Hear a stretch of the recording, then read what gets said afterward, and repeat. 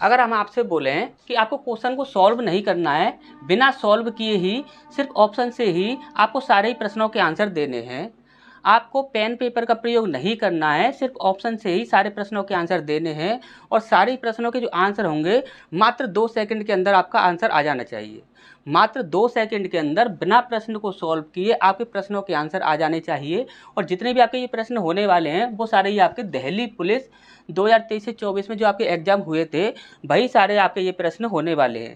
तो ये आपके जो प्रैक्टिस सेट चल रहे हैं, इससे पहले वाला आप 2 प्रैक्टिस सेट आपके कंप्लीट हो चुके हैं, ये आपका तीसरा प्रैक्टिस सेट है। यहाँ पर जितने भी प्रश्न हैं वो सारे ही दिल्ली पुलिस 2023 से 24 में आपके पूछे गए थे, वही आपके सारे प्रश्न होने वाले हैं। आपको पेन पेपर का प्रयोग करना नहीं है, सीधा ही आंसर करना है मात्र 2 सेकंड के अंदर। हर एक प्रश्न का मात्र 2 सेकंड के अंदर आंसर करना है। यदि हम आपसे ऐसा बोलते हैं तो आपसे यदि हम पूछें कि आप ऐसा कर सकते हो, तो यदि आप ये बोलते हो कि हम ऐसा नहीं कर सकते, तो सिर्फ आपको ये वीडियो पूरा देख लेना है। इसमें अलग अलग टाइप के सारे ही प्रश्न होने वाले हैं जो कि आपके प्रीवियस ईयर में पूछे गए हैं। जितने भी आपके प्रश्न होंगे उनको बिना पेन पेपर का प्रयोग किए सिर्फ ऑप्शन से ही, कुछ प्रश्नों के आंसर सिर्फ ऑप्शन से ही देंगे, कुछ प्रश्नों के आंसर सिर्फ बिना पेन पेपर के प्रयोग किए ही आंसर दे देंगे। और आंसर सबके मात्र 2 सेकंड के अंदर आने चाहिए।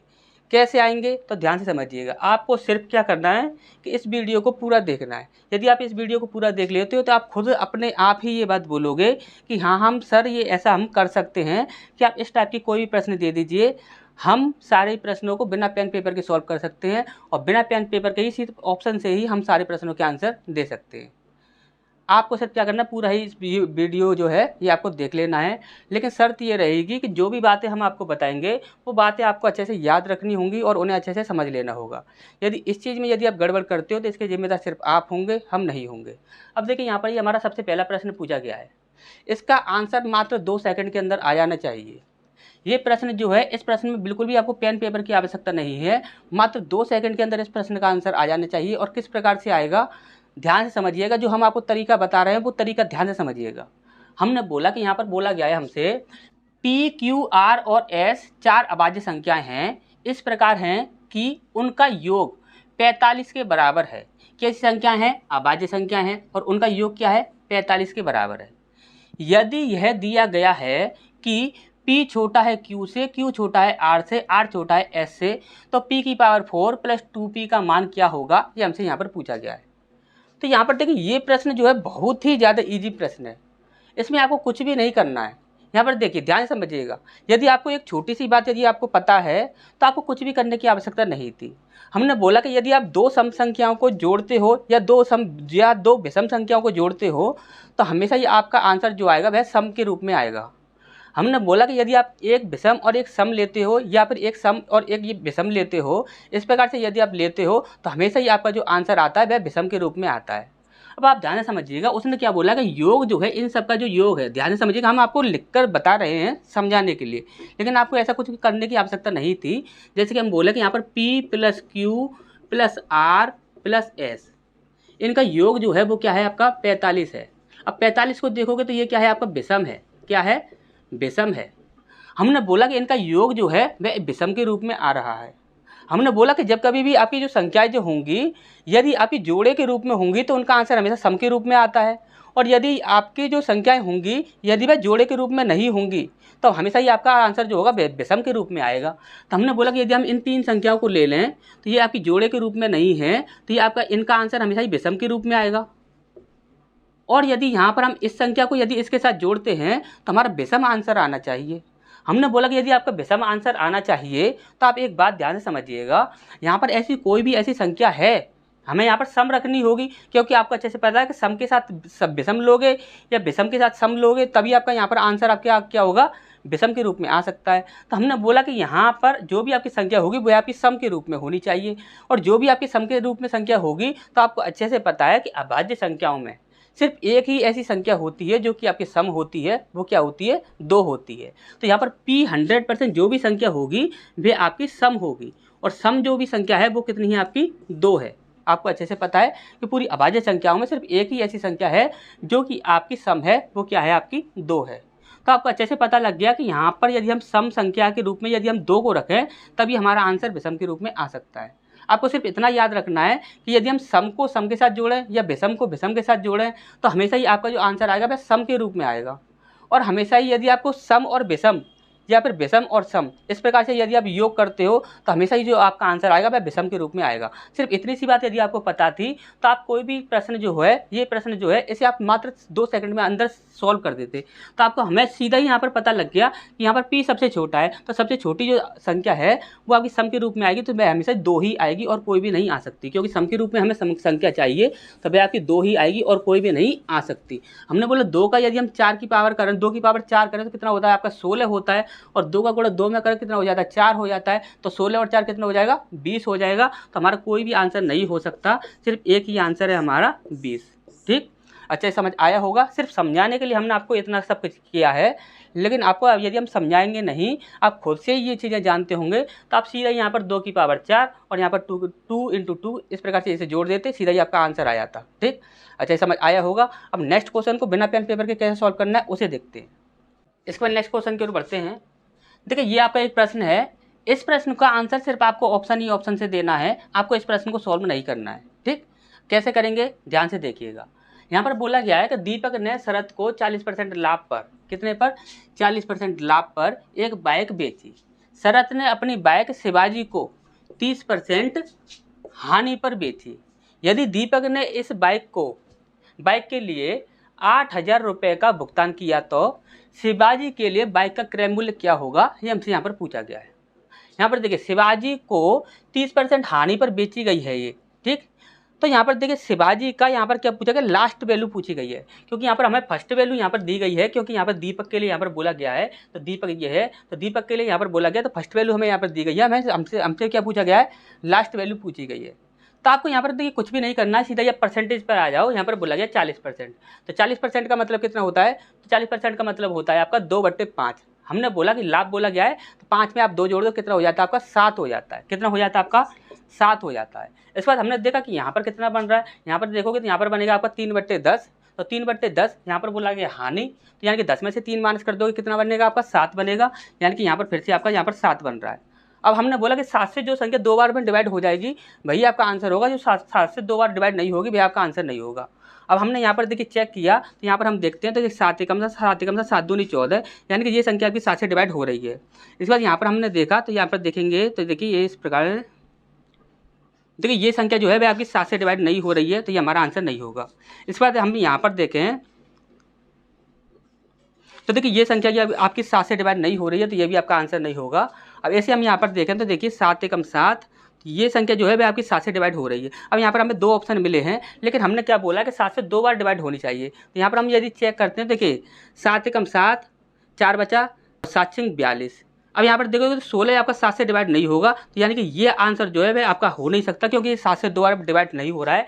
तो आपका आंसर कितना हो जाएगा, ये हो जाएगा। आप चेक कर लीजिए आराम से, 7 एकम 7 और 7 एकम 7, 7 दूनी 14। अब इसको भी काटोगे तो देखिए 112 आपका 7 से दोबारा से डिवाइड हो जाएगा, क्योंकि ये संख्या 112 अभी डिवाइड की थी हमने, यानी कि ये संख्या आपकी 7 से दोबारा से डिवाइड हो जाएगी, यानी कि 7 से 2 बार डिवाइड आपकी यही संख्या हो रही है, तो यही आपका आंसर हो जाएगा। ठीक, अच्छा समझ आया होगा। अब नेक्स्ट क्वेश्चन को बिना पेन पेपर के कैसे सॉल्व करना है उसे यहाँ पर देखते हैं। ठीक, तो यहाँ पर देखते हैं उसे। इसके बाद नेक्स्ट क्वेश्चन की ओर बढ़ते हैं। देखिए इस प्रश्न का आंसर सिर्फ आपको ऑप्शन ही ऑप्शन से देना है। अब कैसे दोगे ध्यान से समझिएगा। हमने बोला कि यहाँ पर बोला गया कि राजू ने संजीव को 20% लाभ पर एक घड़ी बेची। संजीव ने इसे 10% हानि पर मुकेश को बेच दिया। यदि मुकेश ने इसके लिए 4860 रुपये में खरीदा था, यानी कि मुकेश जो है उसने 4860 रुपये में इसे खरीदा था, तो राजू ने इसे किस मूल्य पर खरीदा था, ये हमसे यहाँ पर पूछा गया है। यानी यहाँ पर राजू के लिए पूछा गया है, तो यानी कि राजू के पास जो वस्तु थी वह कितने रुपए की थी, तो यानी कि हमें लास्ट वैल्यू यहाँ पर दी गई है और यहाँ पर हमसे फर्स्ट वैल्यू पूछी गई है। और फर्स्ट वैल्यू के लिए हम क्या करते हैं, हम सभी ही नीचे वाली संख्या से डिवाइड करके देखते हैं। तो यहाँ पर हम देखेंगे, तो यहाँ पर हमारा किस प्रकार से हमें इस प्रश्न को सॉल्व करना है सिर्फ ऑप्शन से, तो ध्यान से समझिएगा। यहाँ पर हमने बोला 20% का मतलब कितना होता है 1/5, हमने बोला 1/5। हमने बोला 10% का मतलब कितना होता है, 10% का मतलब होता है 1/10। हमने बोला कि यदि लास्ट वैल्यू पूछी जाती तो हम क्या करते हैं 10 में 1 जोड़ देते, कितना हो जाता है आपका, यहाँ पर देखिए हानि बोली गई है तो 10 में से 1 माइनस कर देते कितना हो जाता है आपका 9 हो जाता। और यहाँ पर देखिए यहाँ पर बोला गया लाभ, तो 5 में 1 जोड़ देंगे कितना हो जाएगा आपका 6 हो जाएगा। लास्ट वैल्यू आपकी ये दी गई है। यदि हमसे लास्ट वैल्यू पूछी जाती तो हम इनसे डिवाइड करके देख लेते। हमसे पूछी गई है फर्स्ट वैल्यू और हमसे फर्स्ट वैल्यू पूछी गई है तो हम 5 से और 10 से डिवाइड करके देख सकते हैं। तो 5 से देखें तो सारी संख्या डिवाइड हो रही हैं, 10 से देखें तो सारी संख्या डिवाइड हो रही है, और यदि हम इन दोनों को इंटू भी कर दें 5 दारे 50 तो 50 से भी सारी संख्या डिवाइड हो रही हैं। अब आप बोलोगे सर सारी ट्रिकें तो फेल हो गई, अब हम यहाँ पर क्या करें? आप आंसर आप ऑप्शन से ही दोगे, आप प्रश्न को सॉल्व नहीं करोगे। ये तो हमारी जिद हो गई, तो हम यहाँ पर क्या करेंगे? प्रश्न को सिर्फ ऑप्शन से ही सॉल्व करेंगे।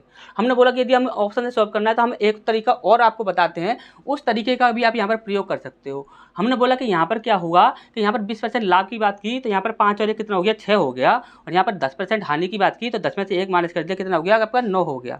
हमने बोला कि इन दोनों से आप इस संख्या को डिवाइड कर दो। हमने 9 से डिवाइड किया तो यहाँ पर कितना हो जाएगा? 9 पंजे 45, 3 बचेगा आपका 9 चौक 36, 540 हो गया। यहाँ पर हमने बोला आप 6 से और डिवाइड कर दो। 6 से डिवाइड करोगे तो 6 नाम 54 0, कितना आएगा? 6 नाम 54 0, यानी कि यहाँ पर आपका कितना बन रहा है? 90 बन रहा है। अब हमने बोला कि 90 से डिवाइड करके देख लो कि जो भी संख्या आपकी 9 से डिवाइड हो जाएगी वही आपका आंसर होगा। जो संख्या आपकी 9 से डिवाइड नहीं होगी वह कभी भी आपका आंसर नहीं होगा। अब हम यहाँ पर सीधा ऑप्शन में आते हैं तो यहाँ पर देखते हैं तो 5 और 5 10 और 1 4 14, ये कभी भी 9 से डिवाइड होगी नहीं तो ये हमारा आंसर होगा नहीं। 4 और 4 8, 8 कभी 9 से डिवाइड होगा नहीं तो ये हमारा आंसर होगा नहीं। यहाँ पर हमने बोला 4 और 4 8, 8 और 5 ये कभी भी आपका 9 से डिवाइड होगा नहीं तो ये हमारा आंसर होगा नहीं। 5 और 4 9 होता है, 9 सीधा 9 से डिवाइड हो जाएगा तो यही हमारा आंसर हो जाएगा।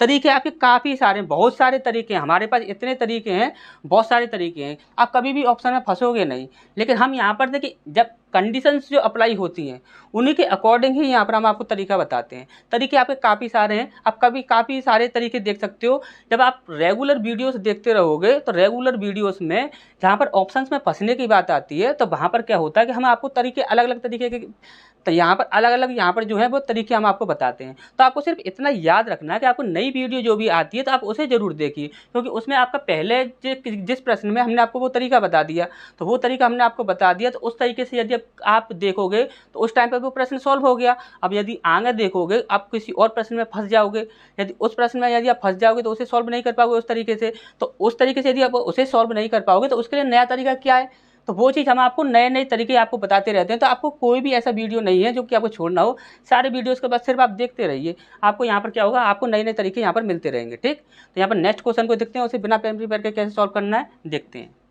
इसको नेक्स्ट क्वेश्चन की ओर बढ़ते हैं। अब देखिए ये आपका एक टाइम एंड वर्क का प्रश्न है। अब इस प्रश्न के लिए आपको बिल्कुल भी पेन पेपर की आवश्यकता नहीं है और मात्र 2 सेकंड में आप इस प्रश्न का आंसर दे सकते हो। कैसे दे सकते हो, ध्यान से समझिए। जैसे कि हमने यहाँ पर बोला कि यहाँ पर प्रश्न बोला क्या गया है, तो अंजलि और नवीन मिलकर एक कार्य को कितने समय में कर रहे हैं? 5 दिन में पूरा कर सकते हैं। यदि अंजलि किसी दिए गए समय में नवीन से दोगुना कार्य करती है, यानी कि अंजलि यदि दोगुना कार्य करती है तो नवीन 1 गुना कार्य करता होगा। अब बोला गया है कि तो अंजलि को अकेले कार्य को पूरा करने में कितना समय लगेगा, ये हमसे यहाँ पर पूछा गया है। अब देखिए इस प्रश्न में आपको कुछ भी नहीं करना है। यहाँ पर क्या बोला गया है? 2 गुना बोला गया। क्या बोला गया है? 2 गुना बोला गया है। यदि 2 गुना बोला गया है तो आप 3 से गुणा कर दो। किससे कर दो? 3 से गुणा कर दो। 5 में हमने 3 से गुणा किया, कितना हो जाएगा? 5 तिया 15। हमने बोला किससे के लिए पूछा गया है, तो हमसे यहाँ पर पूछा गया है अंजलि के लिए। अंजलि के लिए पूछा गया है तो अंजलि के लिए पास कितना है? 2 गुना है। तो हमने बोला कि 15 को सीधा ही आप 2 से डिवाइड कर दो, कितना आ गया आपका? 7.5 आ गया। तो 7.5 दिन में वह काम को कर देगा और कोई भी आंसर नहीं हो सकता। अच्छा ये समझ आया होगा। आपको सिर्फ करना क्या है, यदि 2 गुना बोला गया है तो 2 गुना में 1 बढ़ा दो, कितना हो गया? 3 हो गया। और 3 में आप जो भी समय दिया गया है उससे आप इंटू कर दो, तो 5 तिया 15। और 15 को सीधा ही आपका अंजलि का पूछा गया है तो सीधा 2 से डिवाइड कर दो। और यदि नवीन के लिए पूछा गया था तो सिर्फ 1 से डिवाइड करते, यानी कि 1 से डिवाइड करने का कोई मतलब ही नहीं है, सीधा ही इंटू करते तो भैया आपका आंसर हो जाता। ठीक, अच्छा समझ आया होगा। नेक्स्ट क्वेश्चन को बिना पेन पेपर के कैसे सॉल्व करना है उसे देखते हैं। इसके बाद नेक्स्ट क्वेश्चन की ओर बढ़ते हैं। अब यहाँ पर देखिए ये आपका एक प्रश्न दिया गया है, इसका आंसर सिर्फ आप 2 सेकंड के अंदर दे सकते हो। कुछ भी नहीं करना है कि एग्जामिनर ने आपके ऑप्शन ही ऐसे रखे हैं कि सिर्फ 2 सेकंड के अंदर ही देख कर ही आप सीधा ही इसका आंसर दे सकते हो।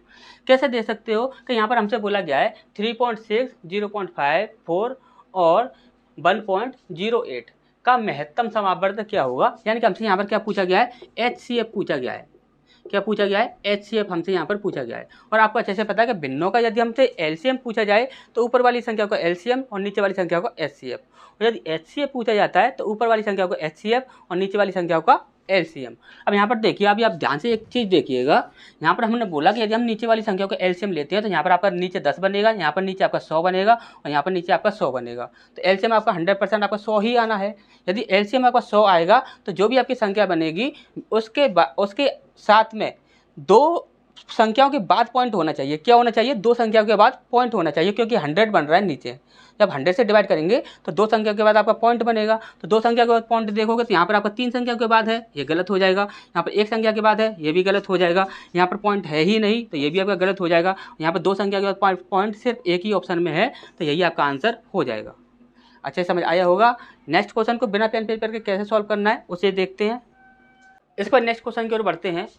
देखिए यहाँ पर ये जो आपका प्रश्न है, इसका आंसर आप सिर्फ यहाँ पर 2 सेकंड के अंदर दे सकते थे। सिर्फ ऑप्शन देख कर ही आप आंसर दे सकते थे। कैसे दे सकते थे? ध्यान से देखिएगा। यहाँ पर हमसे क्या बोला गया है कि 9, 81, 0.27, 0.09 का लघुत्तम समावर्तक क्या होगा। यानी कि हमसे यहाँ पर एलसीएम पूछा गया है और आपको अच्छे से पता है कि यदि हमें से एलसीएम पूछा जाता है तो ऊपर वाली संख्या को एलसीएम निकालते हैं, क्योंकि ये भिन्न के रूप में बन जाएंगी, और नीचे से वाली संख्या को एचसीएफ निकालते हैं। तो एचसीएफ तो आपका एक ही आना है, ठीक। तो एचसीएफ तो आपका एक ही आना है। लेकिन हम यदि एलसीएम देखें तो यहाँ पर देखिए, जो भी संख्या आपकी 9 से, 81 से, 27 से और 9 से जो विभाजित हो जाएगी वही आपका आंसर होगा। लेकिन लघुत्तम समावर्तक के लिए हम हमेशा ये चीज़ देखते हैं कि सबसे छोटी वह संख्या, सबसे देखिए बोला जाता है सबसे बड़ी, लेकिन सबसे पहली जो संख्या होती है जो कि इन सभी संख्याओं से विभाजित हो जाएगी वही आपका एलसीएम होता है। अब यहाँ पर देखोगे तो यहाँ पर देखिए ये वाली संख्या, देखिए इस संख्या को देखोगे तो ये तो आपकी यहाँ पर इससे डिवाइड होगी नहीं 81 से, तो ये तो आपका आंसर होगा नहीं। तो बाकी जितनी भी संख्याएं हैं वो सभी आपकी 9 से, 81 से, 27 से और 9 से सभी से डिवाइड हो रही हैं। लेकिन आप यहाँ पर देखोगे तो ये भी संख्या डिवाइड हो रही है, ये भी हो रही है और ये भी हो रही है। तो हम संख्या कौन सी लेंगे? तो हमसे लघुत्तम समावर्तक यानी कि एलसीएम की बात करेगा तो हमेशा ही आपको सबसे छोटी संख्या लेनी है।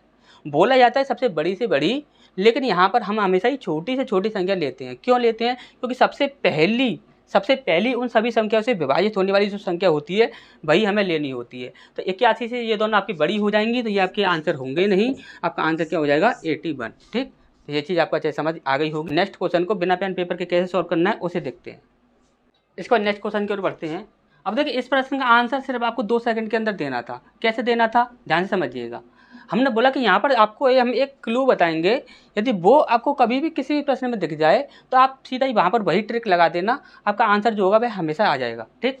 यहाँ पर देखिए, यहाँ पर बोला गया है कि 5 क्रमागत पूर्णांकों का योग इतना है। 5 पूर्णांकों में से कौन सी संख्या अभाज्य है, ये हमसे यहाँ पर पूछी गई है। हमें यहाँ पर देखिए इससे अभी यहाँ पर कोई मतलब नहीं है। यहाँ पर बोला क्या गया है कि 5 क्रमागत पूर्णांकों का योग इतना है। जब कभी भी आपको कोई किसी का भी योग दे दिया जाए, यदि योग दे दिया जाए और उन वस्तुओं की संख्या दे दी जाए, और आपको योग दे दिया जाए, तो हमेशा याद रखना कि वहाँ पर औसत वाली ट्रिक लगा देना। यहाँ पर औसत वाली जो ट्रिक होगी वो हमेशा आपकी काम करेगी। औसत वाली ट्रिक क्या कहती है कि आप जब कभी भी आप औसत निकालते हो तो हमेशा ही वह बीच वाली संख्या बताता है। आपको क्या बताता है? बीच वाली संख्या बताता है। यानी कि हम यहाँ पर सीधे सीधे ये कह सकते हैं कि 5 यहाँ पर संख्याएं हैं और इनका योग कितना है? आपका इतना है। तो हमने बोला कि यदि हम इससे 5 से यदि हम इसमें डिवाइड कर दें तो हमको बीच वाली संख्या मिल जाएगी। और देखिए अभी लाइट जा चुकी है तो थोड़ा आपको इसी प्रकार से एडजस्ट करना होगा, ठीक। तो थोड़ा एडजस्ट कर लीजिएगा, ठीक। तो यहाँ पर देखिए, यहाँ पर बोला गया था हमसे, यदि हम अभी थोड़ी देर पहले हम जो भी बोल रहे थे अब वो तो हम यहाँ पर भूल चुके हैं। लेकिन यहाँ पर देखिए हम 5 से यदि हम इसमें डिवाइड करेंगे तो यहाँ पर हमें बीच वाली संख्या मिल जाएगी। हमसे बोला गया कि 5 संख्या हैं, तो यहाँ पर देखिए 1, 2, 3, 4, 5 इस प्रकार से ये आपकी 5 संख्या हैं। यहाँ पर देखिए आपकी 2 इधर से कट जाएंगी, 2 इधर से कट जाएंगी, तो बीच वाली संख्या होगी वो कौन सी निकलेगी? तो हम 5 से इसमें डिवाइड करते हैं तो आपको देखिए 5 चौक 20 हो जाएगा, ठीक। यहाँ पर 3 बचेगा और 5 सत्ते 35, ठीक। अब यहाँ पर देखो तो 47 से पहले कौन सी आ जाएगी? तो यहाँ पर आ जाएगी आपकी 46 और यहाँ पर आ जाएगी आपकी 45, और यहाँ पर 47 के बाद कितनी आएगी? तो 48 और 49, ठीक। और आपको अच्छे से पता है कि 40 की लाइन में आपकी 3 अभाज्य संख्या होती हैं, 41, 43 और 47। तो यहाँ पर 47 ही आपकी अभाज्य संख्या बनेगी, तो ये आपका आंसर हो जाएगा। और यदि आपको देखिए इसी प्रकार से हमने देखिए अभाज्य संख्या याद करने वाली वीडियो जो थी वो हमने आपको पहले ही बता रखी है। तो अभाज्य संख्याएं आपको अच्छे याद करनी ही नहीं है, सीधा ही आपके माइंड में बैठ जाएंगी सारी अभाज्य संख्याएं। यदि आप उस ट्रिक को यदि आप देख लेते हो तो अभाज्य संख्या वाली वीडियो को आप जरूर देख कर जाइएगा, ठीक। तो यहाँ पर देखिए अभी यदि इस प्रकार से यदि बोल दिया जाए कि 70 की लाइन में कितनी अभाज्य संख्या होती है, तो 70 की लाइन में 3 अभाज्य संख्या होती है, क्योंकि 40 की लाइन में भी 3 होती हैं, 70 की लाइन में भी 3 होती हैं। लेकिन अंतर कितना होता है? यहाँ पर आपकी 41, 43 और 47 होती है, लेकिन वहाँ पर कितना हो जाता है 71, 73 और यहाँ पर 47 की जगह पर हम क्या कर देंगे यहाँ पर 79, 7 की जगह पर सिर्फ हम 9 करेंगे। ठीक, तो यहाँ पर इतना सा ही अंतर होता है। हमने आपको ट्रिक बताई थी, वहाँ पर हम ट्रिक से आपको सारी चीज़ें याद करा दी थी। तो आपको अभाज्य संख्याओं वाली वहाँ पर वीडियो देख लेनी है, उसे आप देख लीजिएगा। तो यहाँ पर और कोई भी हमारा आंसर नहीं होगा, सिर्फ हमारा 47 ही आंसर होगा। ठीक, तो नेक्स्ट क्वेश्चन की ओर बढ़ते हैं। देखिए काफ़ी समय इंतजार करना पड़ा, इंतजार करने के बाद आपकी लाइट आ चुकी है। तो यहाँ पर देखिए अब इस प्रश्न को देखते हैं।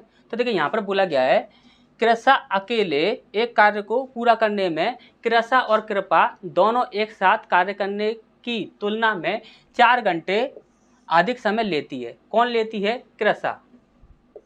ठीक, अब इसके बाद बोला गया है यदि कृपा अकेले, कौन? कृपा, कृपा अकेले कार्य करती है तो वह उस कार्य को पूरा करने में कृपा और कृषा के एक साथ कार्य करने की तुलना में 9 घंटे अधिक समय लेती है। कौन लेती है? कृपा लेती है। तो कृपा और कृषा यदि दोनों एक साथ कार्य करें तो वह कितने समय में कर देंगे, ये हमसे यहाँ पर पूछा गया है। एक बात हमेशा ये याद रखिएगा, जब कभी भी यानी कि लोग तो उतने ही हों, लेकिन उनकी तुलना आपस में की जाए, उनकी तुलना यदि आपस में की जाए तो वहाँ पर हमेशा ही आपको, देखिए ध्यान से समझिएगा, हम आपको बोल क्या रहे हैं उसे हम डायरेक्ट आपको लिखकर समझा देते हैं। जैसे कि हम यहाँ पर बोलें एक है आपका कृपा और एक है आपका कृषा। ठीक, ये कृपा और कृषा है। ठीक, हमने बोला कृपा और कृषा जो है वे एक से दिन में कार्य को करती हैं। ठीक, उसने बोला है एक तो है यहाँ पर कृपा और एक है यहाँ पर कृषा। हमने बोला कृपा और कृषा जो है वे एक से दिन में कार्य को करती हैं। उसने बोला है कि कृषा जो है वह इन दोनों के एक साथ कार्य करने से वह 4 घंटे अधिक समय लेती है। तो हमने बोला कि कृपा जो है वह x+4 का समय लेगी, 4 घंटे अधिक का समय ले रही है। तो इसके बाद हमने बोला और जो कृपा जो है, सॉरी कृपा इधर है तो यहाँ पर जी कृषा है, तो कृषा के लिए बोल देते हैं x+4 और यहाँ पर कृपा ये है, तो कृपा कितना समय ले रही है? 9 घंटे ज़्यादा ले रही है, तो यहाँ पर हम लिख देंगे x+9। ठीक, इस प्रकार से ये आपको हो जाएगा। अब यहाँ पर आप देख रहे हो तो इसकी तुलना इसके साथ भी की जा रही है और इसकी तुलना इसके साथ भी की जा रही है। तो यदि इस प्रकार से कभी भी आपको दिखता है तो हम हमेशा ही आपको यदि x की वैल्यू निकालनी है, यानी मध्य वाला जो भी होगा, यानी कि दोनों एक साथ जो हैं उसकी वैल्यू यदि आपको निकालनी हो तो हमेशा ही जो आपकी रूट में जो संख्या हो, यानी कि जो भी आपकी संख्या समय दिया गया होगा उन्हें आप रूट के अंदर डाल दीजिए इनटू में। जैसे कि हम यहाँ पर बोलें कि ये आपका 4 घंटे दिया हुआ है, ये आपका 9 घंटे दिया हुआ है, तो 9 चौक कितना हो जाएगा? 36 हो जाएगा, यानी कि रूट के अंदर आपका 36 हो जाएगा और 36 को बाहर निकालोगे तो कितना हो जाएगा? 6। ठीक, क्योंकि 6 का स्क्वायर होता है, तो यानी कि हमारी x की वैल्यू कितनी हो जाएगी? 6 हो जाएगी। तो हमेशा इस प्रकार से आप शॉर्ट ट्रिक से यहाँ पर कर सकते हो, हमेशा ही इसको याद रखिएगा। तो यहाँ पर 6 हो जाएगा और 6 और 4 कितना हो जाएगा? यहाँ पर 10 हो जाएगा और यहाँ पर हम देखेंगे तो 6 और 9 कितना हो जाएगा? 15 हो जाएगा। अच्छे समझ आ गया होगा। अब यहाँ पर यदि हम इनका एलसीएम देखते हैं तो आपका कितना हो जाएगा? 30 हो जाएगा। 15 दूनी 30, इसकी क्षमता 2 हो जाएगी। 6 पंजे 30, इसकी क्षमता 5 हो जाएगी। 10 तिया 30, इसकी क्षमता कितनी हो जाएगी? 3 हो जाएगी। अब हमसे पूछा गया था यहाँ पे कृपा और कृषा यदि दोनों एक साथ कार्य करते हैं तो वह कितने दिन में कर देंगे? यानी कि टोटल कार्य तो आपका 30 है, 5 की क्षमता से करेंगे तो 5 6 30, यानी कि 6 दिन का समय वह लेंगी। यहाँ पर 6 आंसर आपका यहाँ पर आ जाएगा।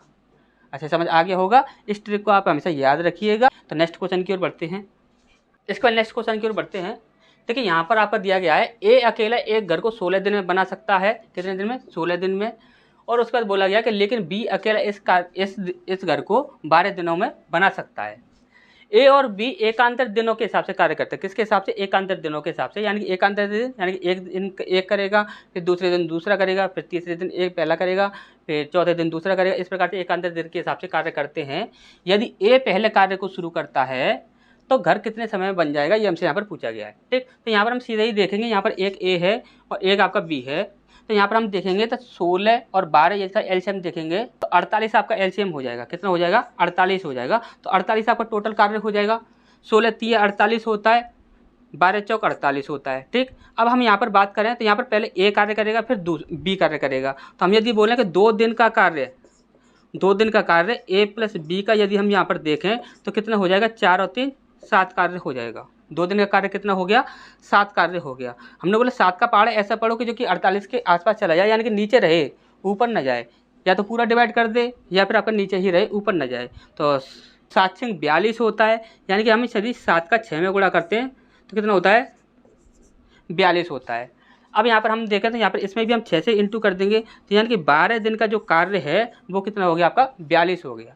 12 दिन में इन्होंने 42 कार्य कर दिया। अब यहाँ पर आपका शेष कार्य कितना बचा, तो शेष कार्य को यदि हम देखते हैं तो शेष कार्य जो है 48 में से हम इसको माइनस कर देंगे तो कितना बचेगा आपका 6 बच जाएगा। कितना बच जाएगा 6 बच जाएगा। अब 6 कार्य में से एक दिन आपका कौन कर देगा, एक दिन ए कर देगा, एक दिन ए कर देगा तो वह 3 काम कर देगा। तो यहाँ पर शेष कार्य कितना बच जाएगा, तो शेष कार्य आपका यहाँ पर 3 बच जाएगा, क्योंकि 6 कार्य था उसमें से ए आया तो उसने 6 कार्य कर दिया। अब इसके बाद यहाँ पर 3 काम बच गए शेष। अब यदि 3 काम शेष बच गया तो उसे कौन करेगा, बी करेगा। तो बी तो यहाँ पर 4 कार्य करता है और उसे करना कितना है 3 है, तो यहाँ पर कितना करेगा वह 3/4 करेगा। कितना करेगा 3/4 करेगा। अब यहाँ पर टोटल समय कितना लगा, तो यहाँ पर देखिए 12 दिन तो ये लगे और एक दिन ये लगा, तो टोटल कितने हो गए 13 दिन हो गए। तो यानी 13 सही 3/4 ये वाला भी समय लेंगे। तो यहाँ पर दिया ले हमने 12 वाला और यहाँ पर 1 वाला और ये वाला, ठीक। तो 12 और 1 13 यानी कि 13 सही 3/4 हमारा आंसर आ जाएगा, जो कि आपका सी ऑप्शन है, ठीक। अच्छा समझ आ गया होगा। नेक्स्ट क्वेश्चन की ओर बढ़ते हैं। नेक्स्ट क्वेश्चन की ओर बढ़ते हैं। देखिए यहाँ पर देखिए ये आपका काफ़ी ज़्यादा इजी प्रश्न है। यहाँ पर सीधा ही बोला गया कि ये संख्या जो है इसमें जो 22 जो है इसका मान क्या होगा, क्योंकि ये संख्या जो है वह 11 से विभाजित है। और आपको अच्छे से पता है कि 11 से संख्या जो भी विभाजित होती है तो 11 का नियम ये कहता है कि सम स्थानों के अंकों का योग और विषम स्थानों के अंकों का योग यदि हम उनका माइनस करें, आपस में अंतर निकालें, तो या तो वह 11 से संख्या डिवाइड होनी चाहिए या फिर वह संख्या 0 निकलनी चाहिए, ठीक। तो यहाँ पर देखते हैं, यहाँ पर देखेंगे तो यहाँ पर देखिए हमने 8 ले लिया और 7 ले लिया, कितना हो गया आपका 15 हो गया। और 15 के बाद यहाँ पर एक छोड़कर हम इसे लेंगे 18 हो गया। 18 हम यहाँ पर 4 ले लेंगे तो टोटल आपका 22 हो गया, ठीक। अब यहाँ पर देखिए यहाँ पर 8 लेंगे और 8 के बाद यहाँ पर 22 को जोड़ेंगे और 1 को जोड़ेंगे, तो 8 और 1 कितना हो गया 9 हो गया। 9 + 22 हो जाएगा, 9 + 22 हो जाएगा। अब हमने बोला कि यहाँ पर 9 में हम कौन सी संख्या जोड़ सकते हैं। यदि हम 9 में हम 3 जोड़ते हैं तो यहाँ पर 9 में 3 जोड़ेंगे तो कितना हो जाएगा 12 हो जाएगा। अब 12 को इससे डिवाइड, यहाँ पर यदि हम अंतर निकालते हैं तो यहाँ पर देखिए 2 से 2 कट जाएगा, 0 आ जाएगा। यहाँ पर कितना बचेगा 10 बचेगा, यानी कि ये संख्या तो आपकी 11 से डिवाइड होगी नहीं, ये हमारा आंसर नहीं होगा। 4 को देखते हैं तो 9 और 4 13, तो यहाँ पर हम 13 को यदि हम इसमें से माइनस करते हैं तो अभी आपकी ये संख्या डिवाइड नहीं हो रही है, तो ये भी हमारा आंसर नहीं होगा। इसके बाद यहाँ पर हम देखते हैं यहाँ पर 2 है तो 9 और 2 कितना हो जाएगा 11 हो जाएगा। अब यहाँ पर देखिए 11 को क्या 22 में से डिवाइड करोगे तो आपका 11 ही बचेगा। यदि 11 ही बचेगा तो 11 तो 11 से डिवाइड हो जाएगा, यानी कि ये हमारा आंसर हो जाएगा। अब यदि हम 5 को भी रखकर देखते हैं तो 9 और 5 कितना हो जाएगा 14 हो जाएगा। और 14 को यदि हम 22 में से माइनस करेंगे तो 6 7 8, यहाँ पर 8 बचेगा। तो 8 का भी 11 से डिवाइड होता नहीं है, तो आपका आंसर कितना हो जाएगा, सिर्फ एक यही आंसर आपका हो सकता है।